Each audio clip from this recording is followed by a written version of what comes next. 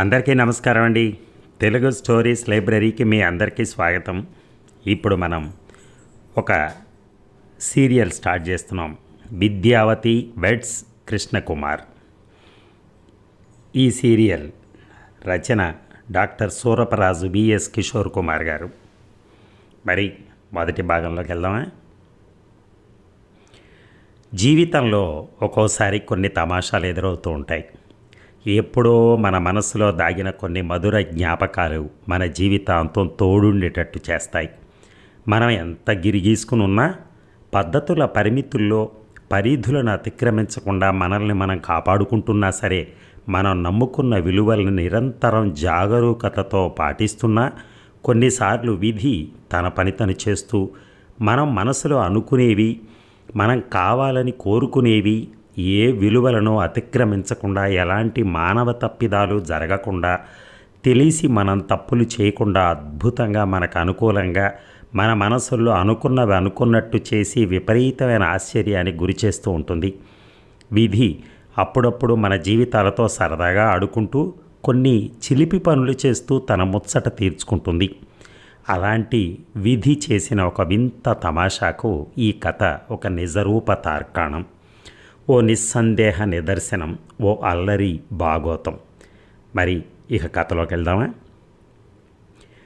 అదొక ప్రాంతీయ చిన్న సైజు జాతీయ బ్యాంక్. బదిలీ అయిన రోజే ఆ జాతీయ బ్యాంకులో హైదరాబాద్ బ్రాంచ్కి హెడ్గా జాయిన్ అయ్యాడు కృష్ణకుమార్. తాను కోరుకున్నట్టు హైదరాబాద్కి ట్రాన్స్ఫర్ అయింది. తన ఫ్యామిలీని వదిలి ముంబైకి ప్రమోషన్ మీద వెళ్ళి 3 ఏళ్ళయింది. కొడుకు చదువు కోసం ఫ్యామిలీని హైదరాబాద్లోనే ఉంచి నెల వస్తూ పోతూ ఉండేవాడు. ఇక హ్యాపీ, అమ్మయ్య హైదరాబాద్ చేరుకున్నాను అనుకున్నాడు. రోజు ఇంటి భోజనం కుటుంబంతో ఆనందంగా గడపచ్చు అనే ఆనందపడ్డాడు. బ్రాంచ్లో అడుగు పెట్టగానే అందరూ సాదరంగా రిసీవ్ చేసుకున్నారు. బ్రాంచ్లో తనకు తెలిసిన వాళ్ళు ఎవ్వరూ కనపడలేదు. ఏజీఎం బ్రాంచ్ కాబట్టి 30 మంది స్టాఫ్ ఉన్నారు. తన క్యాబిన్లోకి వెళ్ళి అటెండెన్స్ రిజిస్టర్ తెప్పించుకున్నాడు. ఇవాళ 3 సెలవులో ఉన్నారు. సెలవులో ఉన్న వాళ్ళ పేర్లు చూశాడు కృష్ణకుమార్. విద్యావతి అన్న పేరు అతన్ని ఆకర్షించింది. ఆవిడ కాదు కదా అనుకున్నాడు. తమ బ్యాంకులో విద్యావతి అన్న పేరు ఒక్కరికే ఉందనుకునేవాడు ఎప్పుడు. పేరుకు తగ్గట్టే ఆమెలో ఏదో వింత ఆకర్షణ, హృదయాన్ని గిలిగింతలు పెట్టే శక్తి ఉంది. 10 ఏళ్ల క్రితం కృష్ణకుమార్ హైదరాబాదులో అశోక్ నగర్ బ్రాంచ్ ఇన్స్పెక్షన్కి వెళ్ళినప్పుడు అక్కడ విద్యావతిని మొదటిసారి చూశాడు. అప్పుడు తాను ఇన్స్పెక్టర్ ఆఫ్ బ్రాంచెస్గా వర్క్ చేసేవాడు. ఆ బ్రాంచ్కి 10 రోజులు ఇన్స్పెక్షన్కి వచ్చాడు. విద్యావతిని ఫైల్స్, అకౌంట్స్ చూపించేందుకు తనకు అటాచ్ చేశారు బ్రాంచ్ మేనేజర్. అప్పుడు ఆమె వయసు 40 ఉండేదనుకుంటా. సౌందర్యాన్నంతా ఒక మూసలో పోస్తే అది విద్యావతిలా ఉంటుంది అనిపిస్తుంది. తల వెంట్రుకల ముంగురులు ముందుకు జారినప్పుడు మబ్బుల చాటున చంద్రునిలా ఉంటుంది. జుట్టు వెనక వైపు జారినప్పుడు సూర్యుడిలా వెలిగిపోతూ ఉంటుంది. రోజు విద్యావతిని చూస్తే ఏదో ఒక పరిమళం తన మనసు చుట్టూ తిరుగుతూ ఉండేది. మంచి పొడవు, పల్చటి శరీరం, అందమైన మొహం, పచ్చని మేని ఛాయ, అన్నిటికంటే మించి ఆమె జుట్టు ఎంతో అందంగా ఉండేది. ఆ మల్లెల గుబాళింపు కలల లోకంలో విహరింపజేసేది. విద్యావతి మాట తీరు ఎంతో చక్కగా ఉండేది. నవ్వితే ముత్యాలు రాలేట్టు ఎంతో హుందాగా ముచ్చటగా ఉండేది. జెనెటిక్స్లో యూనివర్సిటీ ఫస్ట్ ర్యాంకర్ అయిన ఒద్దికగా తన తెలివినంతా బ్యాంకు వర్క్ చేయడంలో ప్రతిబింబించేది.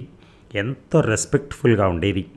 ఆమె ఆకర్షణలో అసలు రహస్యం పొడవాటి జుట్టుని చక్కటి జడ వేసుకుని, ఆ జడలో కూడా పైన 2 వైపుల నుంచి కొన్ని వెంట్రుకలు తీసి ఒక స్మాల్ టైల్ వేసి ఆ స్మాల్ టైల్ని పెద్ద జడలో కలిపేది అందంగా. ఆ పొడవాటి వాలుజడ ఆ పిరుదులపై అటూ ఇటూ ఊగుతూ ఉంటే అది చూసి కృష్ణకుమార్ గుండె గోడ గడియారంలో పెండ్యులంలాగా ఊగేది. అలా ఆ బ్రాంచ్ ఇన్స్పెక్షన్ 10 రోజులు విద్యావతిని చూస్తూ రాత్రులు నిద్రపట్టక సతమతమవుతూ ఉండేవాడు. పక్కనే భార్య ఉన్న కళ్ళెదుట కలలో కూడా విద్యావతి, ఆమె స్మాల్ టెయిల్ కనిపిస్తూ ఉండేవి. నిద్రలో ఆమె పేరు కలవరిస్తానేమో అని భయంగా ఉండేది కూడా. ఇన్ని రోజుల తర్వాత మళ్ళీ ఆ పేరు అటెండెన్స్లో చూశాడు. అందులోనూ తన బ్రాంచ్లో స్టాఫ్ విద్యావతి. ఇంకే ఉంది, రోజు ఆమె స్మాల్ టెయిల్ చూస్తూ ఉండొచ్చు. ఎలా ఉందో విద్యావతి అలాగే ఉందా, లేక తనలో వయసు వల్ల మార్పు ఏమైనా వచ్చిందా? ఆమె గురించి ఎన్నో ఆలోచనలు ఆశగా మనసు చుట్టూ తిరుగుతున్నాయి. ఏదో తెలియని ఆనందం గుండె లోతుల్లో సుళ్ళు తిరుగుతోంది. సబ్ మేనేజర్ని పిలిచి అడిగాడు. ఇవాళ ముగ్గురు లీవ్లో ఉన్నట్టు కనపడుతోంది. ఎప్పుడొస్తారు వాళ్ళు, ఎంతవరకు లీవ్ పెట్టారు అని. విద్యావతి పేరు ఒక్కటే అడగకుండా లీవ్లో ఉన్న వాళ్ళందరి గురించి జనరల్గా అడిగినట్టుగా అడిగాడు, అనుమానం రాకుండా. Rajalakshmi madam maternity leave sir. Rajarao ఈ వీకెండ్ వరకు లీవ్ అని చెప్పాడు. విద్యావతి మేడం రేపు వస్తుంది సార్. సబ్ మేనేజర్ని కూర్చోమని ఒక్కొక్కరి గురించి అడిగాడు. బ్రాంచ్లో ఎవరు బాగా వర్క్ చేస్తారు, ఎవరు కస్టమర్ సర్వీస్ బాగా చేస్తారు, ఇలా అందరి గురించి చెప్పమన్నాడు. ఒకరిద్దరు తప్పితే అందరూ బాగా వర్క్ చేసేవాళ్లే సార్. అందరిలోకి విద్యావతి మేడం చాలా బాగా వర్క్ చేస్తుంది, తన పని తాను చూసుకుని వెళుతూ ఉంటుంది అని చెప్పాడు. అందుకే ఆమెకు లోన్స్ మానిటరింగ్ అప్పచెప్పాం. అందరి నుంచి బకాయిలు చక్కగా వసూలు చేస్తుంది. మన బ్రాంచ్కి ఎక్కువ ఎన్పిఏలు లేకుండా చేస్తుంది ఆమె. మన బ్రాంచ్లో అతిపెద్ద లోన్ విరాజ్ స్పిన్టెక్స్ మానిటరింగ్ కూడా ఆవిడే చూస్తోంది. లోన్స్కి సంబంధించి అలర్ట్గా ఫాలో అప్ అవ్వటం, కట్టని వాయిదాలకు నోటీసులు ఇవ్వటం చాలా పర్ఫెక్ట్గా చేస్తుంది. మరి ఇంత కష్టపడుతోంది, తాను ప్రమోషన్ తీసుకోలేదా అని అడిగాడు ఆశ్చర్యంగా. లేదు సార్, తనకి ఇంట్రెస్ట్ లేదు. హైదరాబాద్లోనే ఉండాలని తన కోరిక. హస్బెండ్ జాతీయ బ్యాంకులో చీఫ్ మేనేజర్ ప్రమోషన్ మీద వరంగల్కి నెల క్రితం ట్రాన్స్ఫర్ అయ్యాడు. ఆమెకు ఇద్దరు పిల్లల చదువు కోసం హైదరాబాద్లోనే ఉంది. ఇద్దరు పిల్లలు ఇంజనీరింగ్ పూర్తి చేశారు. అబ్బాయి ముంబైలో జాబ్ చేస్తున్నాడు. అమ్మాయి పై చదువులకు అమెరికా వెళ్ళింది అంటూ చెప్తున్నాడు. ఇంతలో ఎవరో పిలిస్తే క్యాబిన్ నుంచి వెళ్ళాడు సబ్ మేనేజర్. అతని మాటలు విన్నంతనే విద్యావతిని వెంటనే చూడాలనిపించింది. అబ్బా, రేపటి వరకు ఆగాలి అని ఫీల్ అయ్యాడు కృష్ణకుమార్ వయసు 52 ఉంటాయి. కానీ పొడవుగా, అందంగా, స్మార్ట్గా ఉంటాడు. జుట్టు రాలేదు, కొంచెం నెరిసింది కాబట్టి వారం వారం కలర్ వేస్తాడు.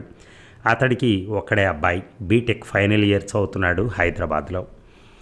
ఇక మొదటి రోజు బ్రాంచ్లో బిజీగా గడిచింది కృష్ణకుమార్కి. అందులోనూ అది కోటి main branch, heavy business branch. అది ఎంతోమంది కస్టమర్స్ ఉన్నారు ఆ బ్రాంచ్కి. 100 ఏళ్ల క్రితం పెట్టిన బ్రాంచ్ కాబట్టి రోజు చాలామంది కస్టమర్స్ వస్తూ ఉంటారు. లోన్స్ చాలా ఇచ్చారు ఆ బ్రాంచ్లో. లోన్స్ డిపార్ట్మెంట్లోనే 10 మంది స్టాఫ్ ఉన్నారు. విద్యావతి లోన్ మానిటరింగ్ చూస్తుంది. అంటే వాయిదాలు క్రమం తప్పకుండా కట్టించడం. ఈ మధ్య కాలంలో రుణాల బకాయిలు బాగా ఎక్కువైపోయాయి. అందుకే బ్యాంక్ స్టాఫ్ లోన్ కస్టమర్స్ వెంట పడుతూ ఉండాలి బకాయిలు వసూలు చేసేందుకు. అప్పుడే వాళ్ళు తప్పించుకోకుండా కడుతూ ఉంటారు. చిన్న లోన్ కస్టమర్స్ చాలా బుద్ధిగా కడుతూ ఉంటారు. లోన్ క్లోజ్ కాగానే మళ్ళీ బ్యాంకు వారు లోన్ రెన్యువల్ చేస్తారు కాబట్టి వారితో ఎప్పుడూ ఎటువంటి ఇబ్బంది ఉండదు. ఇబ్బందల్లా పెద్ద లోన్ కస్టమర్స్తోనే. వారితో చాలా జాగ్రత్తగా డీల్ చేయాలి. ఈ మధ్య కాలంలో పెద్ద లోన్స్లో ఎక్కువ భాగం నిరుపయోగమైనవి మారటం వల్ల అలా బ్యాంకులు చాలా నష్టాలు చవి చూడాల్సి వస్తోంది. అందుకు అసలు కారణం బ్యాంకు సిబ్బందిలోని పై అధికారులు కొందరు లంచాలకు అలవాటు పడి ఇష్టం వచ్చినట్టు రుణాలు మంజూరు చేయటం. అన్ని జాతీయ బ్యాంకులకు అది పెద్ద తలనొప్పిగా మారింది. అటువంటి వాళ్ళ వల్ల కొంతమంది బ్రాంచ్ మేనేజర్లు కూడా డిస్మిస్ అయ్యేళ్లకు వెళ్ళిపోయారు. కొందరు సిబిఐ కేసులతో బాధపడుతున్నారు. ఆ అవమానం భరించలేక కొందరు ఆత్మహత్యలు కూడా చేసుకున్నారు. కొంతమంది బ్రాంచ్ మేనేజర్లు, పై అధికారులు, జోనల్ మేనేజర్లు చెప్పిన రికమెండేషన్స్తో రుణాలు మంజూరు చేస్తారు. అసలు ఆ రుణాలు ఇవ్వచ్చో ఇవ్వకూడదో కూడా ఆలోచించరు. మేనేజర్స్ చాలామందికి ప్రమోషన్స్ మీద మోజు ఉంటుంది. అందుకోసం తమ ఉద్యోగాలని, జీవితాలని కూడా పణంగా పెడతారు. వారి బలహీనతను ఆసరాగా చేసుకుని జోనల్ మేనేజర్ల చేత అవకతవక రుణాలను మంజూరు చేయించి వాళ్ళు మాత్రం తప్పించుకుంటారు. జోనల్ మేనేజర్లలో ఎక్కువ మంది లంచగొండ అధికారులు తయారయ్యారు. కృష్ణకుమార్ లాంటి నీతి నిజాయితీ అధికారులు అటువంటి ప్రలోభాలకు లొంగకుండా తమ ఉద్యోగాలను జాగ్రత్తగా కాపాడుకుంటూ బ్రతుకుతున్నారు. ఆ రోజు బ్రాంచ్కి వచ్చిన కొంతమంది పెద్ద కస్టమర్స్ని క్యాబిన్లోకి పిలిచి మాట్లాడాడు. అందరూ ఎంతో మంచి ఒపీనియన్ ఇచ్చారు బ్రాంచ్ గురించి. అందరికీ హామీ ఇచ్చాడు, ఇంకా మంచి కస్టమర్ సర్వీస్ అందజేస్తాను అని. అందరూ హ్యాపీగా ఫీల్ అయ్యారు. పొద్దున్న జాయిన్ అవుతూనే రిఫ్రెష్మెంట్స్ తెప్పించాడు బ్రాంచ్ స్టాఫ్కి, కస్టమర్స్కి ఇచ్చేందుకు. అది ఎంతో మంచిదైంది, అందరికీ నచ్చింది కూడా. జోనల్ మేనేజర్కి, జోనల్ ఆఫీస్లో ఎగ్జిక్యూటివ్స్కి ఫోన్ చేసి మాట్లాడాడు రిపోర్ట్ చేసినట్టుగా. అందరినీ పర్సనల్గా వచ్చి కలుస్తానని చెప్పాడు. అందులో చాలామంది కృష్ణకుమార్కి తెలిసిన వాళ్లే. కృష్ణకుమార్ బ్యాంకులో చేరి 3 దశాబ్దాలైంది. చాలా వరకు స్టాఫ్ పరిచయమే అతనికి. అందులోనూ కృష్ణకుమార్ చాలా బ్రాంచెస్లోనూ హెడ్ ఆఫీస్ డిపార్ట్మెంట్స్లోనూ వర్క్ చేశాడు.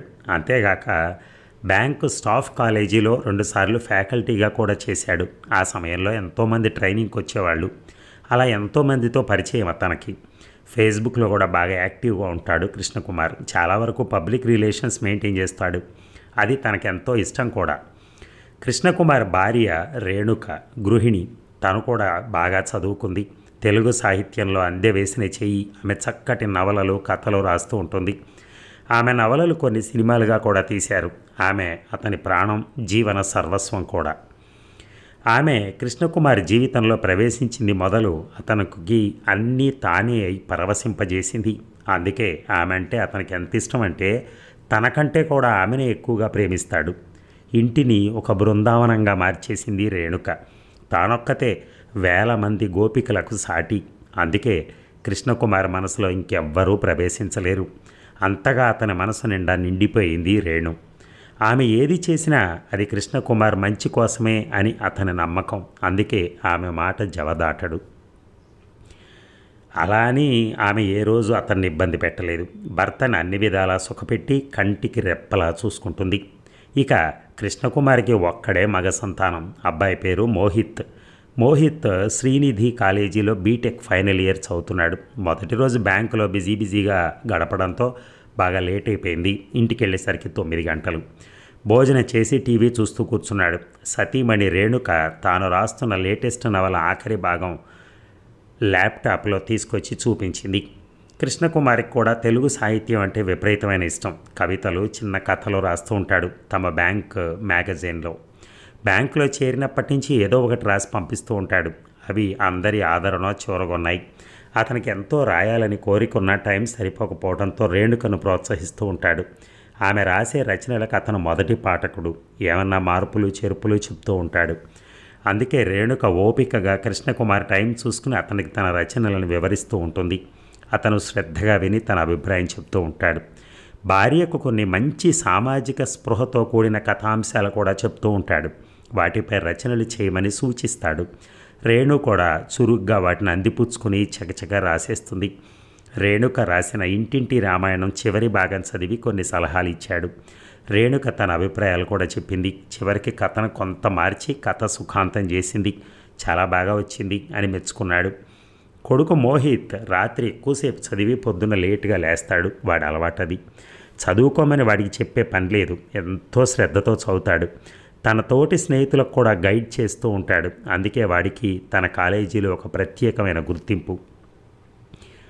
ఏదైనా చదువు వరకే. అమ్మాయిలు కూడా ఎంతోమంది స్నేహితులు ఉన్నారు వాడికి. ఏ స్నేహమైనా చదువు అనే గిరిలోనే ఉంటాడు.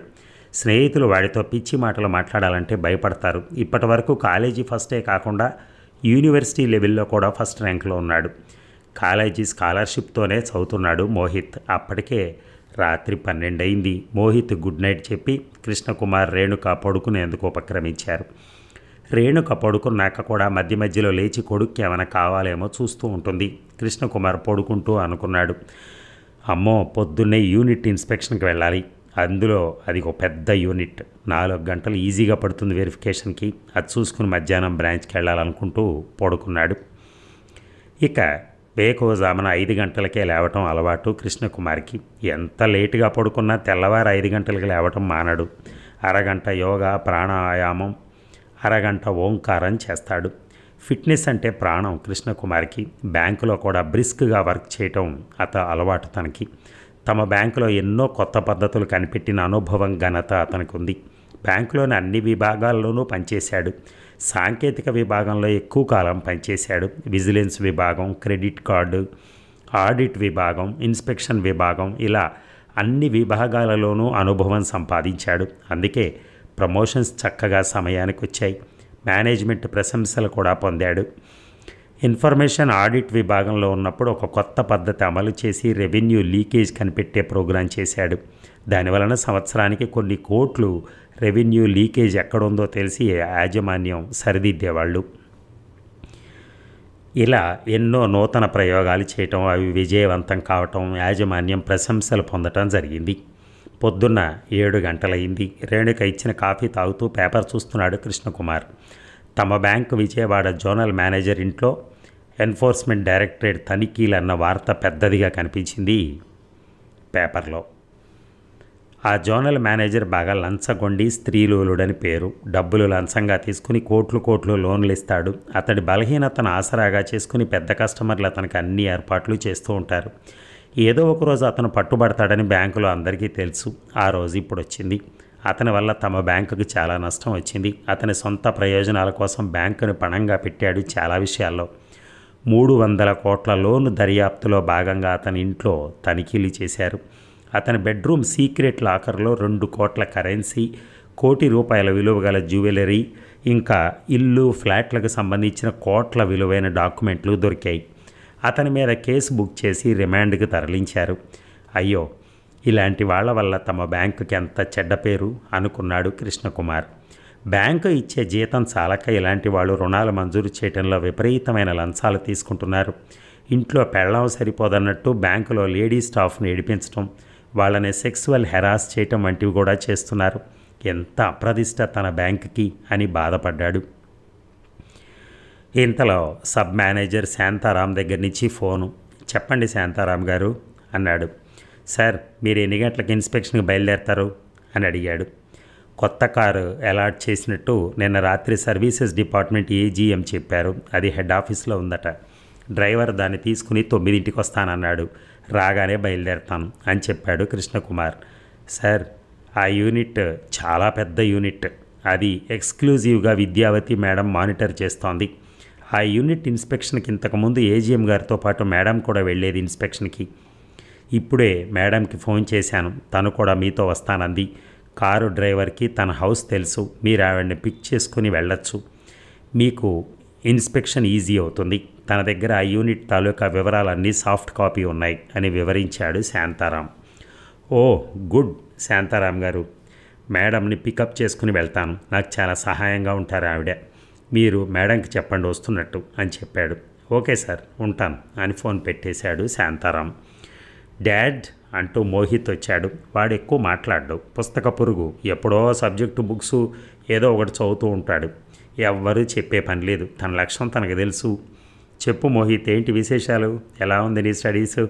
ఫైనల్ సెమిస్టర్ కదా ఇప్పుడు అన్నాడు. ఎస్ డాడ్, ఆన్లైన్లో GRE టోఫెల్ మార్క్స్ వచ్చాయి అంటూ వివరించి చెప్పాడు. ఓ చాలా గ్రేట్ రా, చాలా మంచి మార్క్స్. నీ అకాడమిక్ రికార్డ్తో పాటు ఇవి కూడా బాగా హెల్ప్ చేస్తాయి. మంచి యూనివర్సిటీలో MS సీట్ వస్తుంది. పొద్దున్నే చాలా మంచి న్యూస్ చెప్పావు. హార్టీ కంగ్రాట్స్ రా, కీప్ ఇట్ అప్ అన్నాడు. థ్యాంక్ యూ డాడ్ అని తండ్రి పాదాలకు నమస్కారం చేశాడు. బ్లెస్ యూరా. సో త్వరలోనే అమెరికా వెళ్తున్నావు. గుడ్, నీ ఆశయాలు నెరవేర్చుకో చక్కగా అని భుజం తట్టాడు. స్నానానికి లేవండి అంటూ వచ్చింది రేణుక మరో కప్పు కాఫీతో.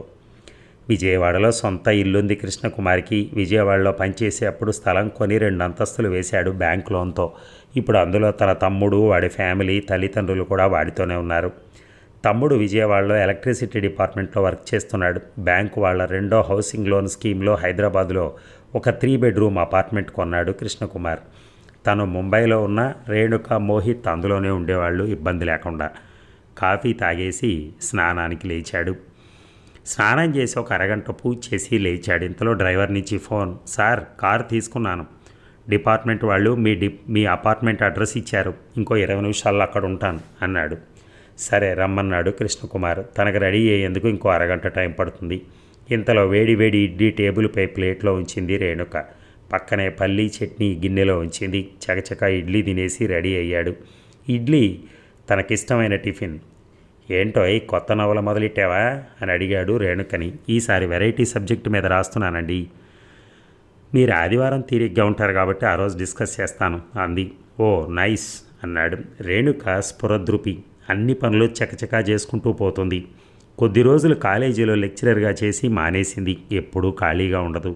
అందుకే తన మైండ్ని ఇలా సాహిత్యం వైపు మళ్లించింది. అందులోనూ మంచి పేరు సంపాదించింది. ఇంట్లో కంప్యూటర్లో ఎప్పుడూ ఏదో ఒకటి చేసుకుంటూ ఉంటుంది. తాను ముంబైలో ఉన్న ఒక్కతే ఇంటిని మేనేజ్ చేసింది. మోహిత్ చదువుపై తానే ఎక్కువ శ్రద్ధ చూపేది. కృష్ణకుమార్కి రేణుక అంటే ప్రాణం. అతని భార్య, కొడుకు ఇద్దరు రెండు కళ్ళు అతనికి. డ్రైవర్ నుంచి ఫోన్ వచ్చింది. కింద వెయిట్ చేస్తున్నట్టుగా రేణుకకు చెప్పేసి లిఫ్ట్లో కిందకి చేరుకున్నాడు. డ్రైవర్ రామును పరిచయం చేసుకున్నాడు. కొత్త కారు కదా, దారిలో ఎక్కడైనా గుడి దగ్గర పూజ చేయించి తీసుకెళ్దాం అని చెప్పాడు. సరే సార్ అన్నాడు రాము. విద్యావతి మేడం ఇల్లు నీకు తెలుసా అని శాంతారాం చెప్పాడు. ముందు మేడం ఇంటికి వెళ్ళు, అక్కడ ఆమెను పికప్ చేసుకుని గుడి దగ్గర పూజ చేయించి అట్నుంచి యూనిట్ ఇన్స్పెక్షన్కి వెళ్దామని చెప్పాడు. Okay sir. దారిలో కృష్ణకుమార్ విద్యావతి గురించిన ఆలోచనలు వెంటాడాయి. కాకుంటే నిన్ననే డిసైడ్ అయ్యాడు తాను పరాయి స్త్రీ, ఆమె గురించి ఆలోచించడం అంత మంచిది కాదు అని. అందాన్ని ఆరాధించవచ్చే కానీ ఇంకెటువంటి ఆలోచన రాకూడదు మనసులో అని నిర్ణయించుకున్నాడు. అటువంటి ఆలోచనల వలన చెడుపే కానీ మంచిది కాదు. తను ఇప్పటి వరకు స్వచ్ఛంగానే ఉన్నాడు. దేవుడు తనకు అందమైన ఒద్దికైన చక్కని భార్యనిచ్చాడు రేణుక రూపంలో. తనకింకేం కావాలి? తాను, తన కుటుంబం, తమ సంతోష జీవితం ఈ జన్మకి ఇది చాలు అని అనుకున్నాడు. తను ఇప్పుడు ఎంతో సంతోషంగా ఉన్నాడు. ఇటువంటి సమయంలో వేరే స్త్రీ గురించి లేనిపోని ఆలోచనలు ఎందుకు తనకి అనుకున్నాడు. తనతో పాటు తెచ్చుకుని న్యూస్ పేపర్స్ చదువుకుంటున్నాడు సీరియస్గా, మనసుని మళ్లించే ప్రయత్నంలో. విద్యావతి ఇంటి ముందు కారు ఆపాడు రాము. కారు చప్పుడు విని విద్యావతి బయటకు వచ్చింది. న్యూస్ పేపర్ నుంచి తల తిప్పి చూశాడు. గుండె మళ్ళీ లయ తప్పింది. అదే విద్యావతి, అదే నాజూకు, తనలో ఏమీ మార్పు లేదు. కారు డోర్ తీసుకుని వెనక సీట్లో తన పక్కనే కూర్చుని డోర్ వేసింది. అదే బాడీ స్ప్రే. ఓహ్, మళ్ళీ మనసు ఆమె చుట్టే తిరుగుతానంటోంది. గుడ్ మార్నింగ్ సార్ అంది Vidyavati. Good morning madam, how are you? గుర్తుపట్టారా నన్ను? మీరు అశోక్నగర్ బ్రాంచ్లో ఉన్నప్పుడు 10 రోజులు ఇన్స్పెక్షన్కి వచ్చాను. మీరే హెల్ప్ చేశారు అప్పుడు అన్నాడు కృష్ణకుమార్. ఎస్ సార్, తెలుసు. మీరు మా బ్రాంచ్కి పోస్ట్ అవ్వగానే మీరే అనుకున్నాను. నేను మిమ్మల్ని మర్చిపోలేదు అంది నవ్వుతూ. కృష్ణకుమార్ మాట్లాడుతూనే ఆమె జడవైపు చూశాడు. అవును, మళ్ళీ అదే స్మాల్ టైల్, పెద్ద జడలో చక్కగా పొందికగా ఉంది. అదే తనను ఇంత పరవశానికి గురిచేస్తోంది. లేకుంటే ఇంత వివసుడయ్యేవాడు కాడు. నల్లని వాలు జడలో తురిమిన మల్లెపూలు మత్తుగా కవ్విస్తున్నాయి. కారు లోపల మల్లెపూల గుబాళింపుతో నిండిపోయింది. కృష్ణకుమార్ ఆలోచనలు అదుపు తప్పుతున్నాయి. ఏమిటి ఈ పరీక్ష నాకు అని మనసులో వాపోతున్నాడు. అబ్బా, ఏమిటి ఈమె ఆకర్షణ, ఎందుకు నన్ను ఇలా ఇబ్బంది పెడుతోంది అనుకున్నాడు. మనసు వశం తప్పుతోంది తెలియకుండానే. నిన్న జాయిన్ అయ్యారు కదా సార్? నిన్న ఇంట్లో పనుంటే నేను లీవ్ పెట్టాను అని చెప్తోంది విద్యావతి. అదే మాట తీరు, అదే ఆకట్టుకునే ఆ గులాబీ రంగు పలుచని పెదాలు, ఏ లిప్స్టిక్ లేకుండా సహజ రంగులో మెరుస్తూ ఉంటాయి అవి. అబ్బా, కృష్ణకుమార్ వల్ల కావటం లేదు. ఇక ఈ ఆలోచనలకు ఫుల్ స్టాప్ పెట్టాలని నిర్ణయించుకుని, మేడం మనం వెళ్ళే యూనిట్ గురించి చెప్తారా అన్నాడు. కొంత ఆలోచనలు అటువైపు మళ్ళిద్దామని. విద్యావతి చకాచకా చెప్తోంది ఆ యూనిట్ గురించి. అన్నీ వివరంగా చెప్తూ ఉంటే మైండ్లో వివరాలన్నీ నోట్ చేసుకుంటున్నాడు. మన బ్రాంచ్లో ఇదే పెద్ద యూనిట్ సార్. మన లోన్స్లో 60% ఈ యూనిట్కే ఇచ్చాం. అందుకే దీనిపై ఎక్కువ ఏకాగ్రత చూపించాలి. కస్టమర్స్ మంచివాళ్లే. మనం ఇచ్చిన లోన్ అమౌంట్ అంతా యూనిట్ ప్రొడక్షన్లోనే పెట్టారు. లాభాలు కూడా బాగానే వస్తున్నాయి. లోనుకు తగ్గ సెక్యూరిటీ ఇచ్చారు. వాయిదాలు తప్పకుండా టైంకి కడతారు. బాగా నమ్మదగిన పార్టీ అని చక్కగా అన్నీ వివరించి చెప్తోంది. విద్యావతి ప్రత్యేకత అదే. తాను చేసే పని మీద టోటల్ కమాండ్ తెచ్చుకుంటుంది. ఇన్స్పెక్షన్ చేసేటప్పుడు కూడా అన్ని సమయానికి అందించినట్టుగా రికార్డ్స్ ఇచ్చేది. పనిలో ఆవిడకున్న డెడికేషన్ చాలా ప్రశంసించదగ్గది. బహుశా అది కూడా ఆమె వైపు అట్రాక్ట్ కావడానికి ఒక కారణమేమో. సార్, ఆంజనేయ స్వామి గుడి దగ్గరికి వచ్చాం. కొత్త వాహనాలన్నీ ఇక్కడే పూజ చేయిస్తారు అని చెప్పాడు రాము. మేడం, బ్యాంకు వాళ్ళు కొత్త కారు ఇచ్చారు ఇవాళనే. దారిలో గుడి దగ్గర పూజ చేయిద్దామని అంటూ చెప్పాడు కృష్ణకుమార్ విద్యావతికి. ఓ గుడ్ సార్, నేను వస్తాను అంటూ కారు డోర్ తీసుకుని కిందకి దిగింది విద్యావతి. షూస్, సాక్స్ కారులోనే విప్పి కారులోంచి దిగాడు కృష్ణకుమార్. ఇక గుడి బయట ఉన్న మంచినీళ్ళ ట్యాప్ దగ్గర కాళ్ళు చేతులు కడుక్కుని గుళ్ళోకి వెళ్ళారు కృష్ణకుమార్ విద్యావతి. అప్పటికే 10 కావటంతో భక్తులు లేక పల్చగా ఉంది ఆలయం. పేరుకు ఆంజనేయ స్వామి గుడైనా మహాగణపతి ఒకవైపు, పంచముఖ గాయత్రి, మరోవైపు వెంకటేశ్వర స్వామి, అమ్మవార్లు, నవగ్రహాలు కొలువై ఉన్నారు. గుడి పెద్దదిగానే ఉంది. వాహన పూజకు ఈ గుడి ప్రసిద్ధమని డ్రైవర్ రాము చెప్పాడు. పూజారి దగ్గరికి వెళ్ళి నమస్కరించారిద్దరు. మామూలు పూజ ఏమో అనుకుని గోత్రనామాలు అడిగారు పూజారి గారు, తన చేతిలో ఉన్న పూల పళ్ళెం తాకమంటూ. 2 చేతులతో ఆ పళ్ళెం తాకుతూ చెప్పాడు కృష్ణకుమార్. పూజారి భార్యాభర్తలు అనుకుని ప్రవర పాడటం మొదలెట్టాడు. అయ్యో పూజారి గారు, కొంచెం ఆగండి, మేమిద్దరం బ్యాంకులో పనిచేస్తున్న సహోద్యోగులం, కంగారు పడుతూ చెప్పాడు కృష్ణకుమార్. పూజారి గారు అపచారం అపచారం అంటూ సరిదిద్దుకుని విద్యావతి పేరు గోత్రం అడిగి పూజ మొదలెట్టారు. కృష్ణకుమార్ మాటల కంగారు చూసి విద్యావతి నవ్వుకుంది. బాలేవారే మేనేజర్ గారు అనుకుంటూ. తీర్థప్రసాదాలు తీసుకుని కళ్ళకద్దుకుంటూ పూజారికి చెప్పాడు కృష్ణకుమార్. కొత్త కారు బ్యాంకు వారిచ్చింది, బయట ఉంది, మీరు వాహన పూజ చేయాలి అన్నాడు. తప్పకుండా అంటూ పూజారి వస్తువులు తీసుకుని బయటకు వచ్చాడు. చక్కగా పూజ చేసి కారుకు పూలమాల వేయమన్నాడు కృష్ణకుమార్ని. దాంతో కొత్త అందం వచ్చింది కారుకి. టైర్ల కింద నిమ్మకాయలు ఉంచాడు రాము. పూజారి ఇచ్చిన పూలను జడలో తురిమింది విద్యావతి. అసలే మల్లెపూలు పెట్టుకుంది, దానిపై మరలా చేమంతులు గులాబీలు తురిమింది. కృష్ణకుమార్ చూడొద్దనుకుంటూనే చూస్తున్నాడు ఆమె వైపు. సార్ వెళ్దామా అన్నాడు రాము. పద రాము, ఇక్కడి నుంచి ఎంత టైం పడుతుంది అడిగాడు. 1 గంట పడుతుంది సార్. అక్కడ కూడా ఎక్కువ టైం పడుతుంది సార్, పెద్ద యూనిట్ కదా, వారితో మాట్లాడి అన్నీ చూడాలంటే సాయంత్రం వరకు అవుతుంది అంది విద్యావతి. ఓ ఓకే, ఫస్ట్ టైం కదా, ఇవాళ ఎక్కువ టైం ఈ యూనిట్ మీద స్పెండ్ చేద్దాం అన్నాడు కృష్ణకుమార్. ముగ్గురు కారులో ఎక్కారు. కారు బయలుదేరింది. అయ్యో కుంకుమ పెట్టుకోవడం మర్చిపోయాను అంది విద్యావతి. ఇదిగోండి అంటూ పూజారి గారు ఇచ్చిన కుంకుమ ప్యాకెట్ తీసి ఇచ్చాడు కృష్ణకుమార్. ఓ థ్యాంక్ యూ సార్ మెచ్చుకోలుగా అంది. ఓకే అంటూ మళ్ళీ ఆ కుంకుమ ప్యాకెట్ జేబులో పెట్టుకున్నాడు. అబ్బా 1 గంట కాలక్షేపం చేయాలి అనుకున్నాడు కృష్ణకుమార్. అప్పటికే తనతో తెచ్చుకున్న న్యూస్ పేపర్ చదవటం పూర్తయింది. ఎక్కడ సార్ మీరుండేది అడిగింది విద్యావతి. హిమాయత్ నగర్ మేడం. ఓ మా అశోక్ నగర్కి దగ్గరే, బాగా బిజీ ఏరియా కదా మీది. మా ఏరియా అంత బిజీగా ఉండదు, మా ఫ్లాట్ కొంచెం లోపలికి ఉంటుంది. 5 ఏళ్ల క్రితం కొన్నాను, కంఫర్ట్గానే ఉంటుంది. మీది ఇండిపెండెంట్ హౌస్లా ఉంది. అవును సార్, మేము 3 సిస్టర్స్, మా పేరెంట్స్ ప్రాపర్టీ కింద నేనుంటాను. పైన 2 పోర్షన్స్లో మా సిస్టర్స్ 2 ఉంటారు, నేను కింద ఉంటాను. ఇది మా పేరెంట్స్ ప్రాపర్టీ. ఓ చాలా ప్రైమ్ ప్రాపర్టీ, రోడ్డు మీదే ఉంది మీ ఇల్లు, గుడ్ అన్నాడు. మీ వారికి ప్రమోషన్ మీద వరంగల్ వెళ్ళారని చెప్పారు శాంతారాం. అవును సార్, చీఫ్ మేనేజర్ ప్రమోషన్ వచ్చింది, లాస్ట్ మంత్ వెళ్ళారు, వీకెండ్స్ వస్తూ ఉంటారు తను. సో మీరు ట్రాన్స్ఫర్ మీద అక్కడికి వెళ్తారేమో త్వరలో. నో సార్, నాకు ఇంట్రెస్ట్ లేదు. మా పెద్ద సిస్టర్ విడో ఒక్కతే ఉంటుంది, ఆమెకి హెల్ప్గా ఉండాలి నేను. ఇంకొక సిస్టర్కి ట్రాన్స్ఫర్ డ్యూ ఉంది హైదరాబాద్ నుంచి, అందుకే నేను వరంగల్ వెళ్ళే ప్లాన్ లేదు. మీ పిల్లలు ఏం చేస్తూ ఉంటారు అని అడిగాడు. పెద్ద అబ్బాయి శ్రీకాంత్ ఇంజనీరింగ్ పాస్ అయి ముంబైలో వర్క్ చేస్తున్నాడు. పాప శ్రీష ఎంఎస్ చదివేందుకు వెళ్ళింది. తను 2 నెలల క్రితమే వెళ్ళింది. ఓ నైస్, మావాడు కూడా ఎంఎస్ చదివే ప్లాన్లో ఉన్నాడు. నిన్ననే జీఆర్ఈ టోఫెల్ మార్క్స్ వచ్చాయి. శ్రీనిధి కాలేజీలో కంప్యూటర్స్ చదువుతున్నాడు, ఇప్పుడు లాస్ట్ సెమిస్టర్లో ఉన్నాడు. మా పాప కూడా కంప్యూటర్స్లో బీటెక్ పూర్తి చేసింది సార్, సిబిఐటీలో. తనకు మంచి స్కోర్స్ వచ్చాయి జీఆర్ఈ టోఫెల్లో, అందుకే మంచి యూనివర్సిటీలో ఎంఎస్ సీట్ వచ్చింది. విద్యావతి మాటలేమో కానీ ఆ పూల పరిమళం మాత్రం కృష్ణకుమార్ని తెగ చుట్టేస్తోంది. మీ కథలు కవితలు మన బ్యాంక్ హౌస్ మ్యాగజైన్లో చదువుతూ ఉంటాను సార్, చాలా బాగుంటాయి కాంప్లిమెంట్ చేసింది. Thank you madam. మీరు మాటి మాటికి మేడం అనక్కర్లేదు, విద్య అంటూ చాలా నొచ్చుకుంటూ అంది. విద్య అంటే చాలు అని నొచ్చుకుంటూ అంది విద్యావతి. నాకు అలా అలవాట్లేదు, న్యూ రిక్రూట్మెంట్ అయిన ఆడపిల్లలు కూడా మేడం అనే అంటాను నేను. సరే మీ ఇష్టం, నేను చెప్పాను అంది. సరేనండి, అందరి ముందు మేడం అంటాను, ఎవరూ లేకుంటే విద్య అంటాను, ఓకేనా నవ్వుతూ అన్నాడు కృష్ణకుమార్. థ్యాంక్ యూ అంది నవ్వుతూ విద్యావతి. ఆ నవ్వేంట్రా బాబు అలా కవ్విస్తుంది. అమ్మ బాబోయ్, అస్సలు టెంప్ట్ కాకూడదు, ఇవి ఎప్పుడూ ఇలానే ఉంటాయి తమాషాగా. ఏమాత్రం మనసు తూలినా ఎన్నో ఇబ్బందులు తప్పవు, అసలు తోలకూడదు మనసులోనే గట్టిగా అనుకున్నాడు కృష్ణకుమార్.